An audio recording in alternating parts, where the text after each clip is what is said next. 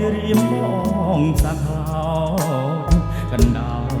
កណ្ដែងអាយប្តីគេទៅជួញគេទូញអាណិតប្តីអូនបដោជីវិតស្ថិតនៅក្នុងដងព្រៃ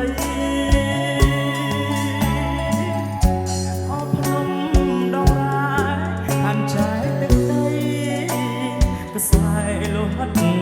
និស្ស័យអាឡ័យបីដូចអបញី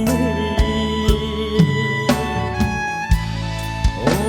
នណាយអូននេះម្ដងយើងត្រូវបែកទេចាជំរំបណ្ឌិតត្រនំទៅទុកងំ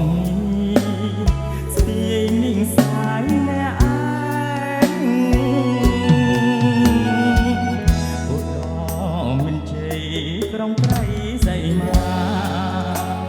ដល់គិរីបុព្វតានេះវាធំបែបផ្សាយបងបានច្បាំងចានត្រឹមទី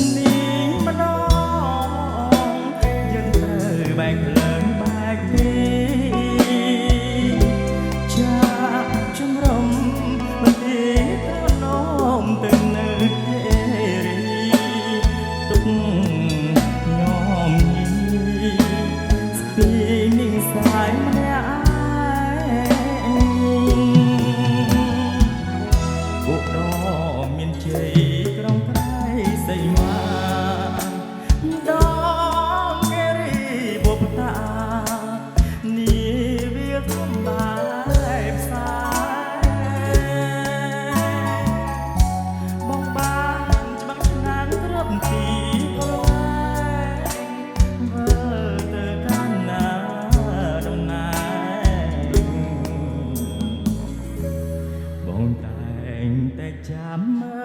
ល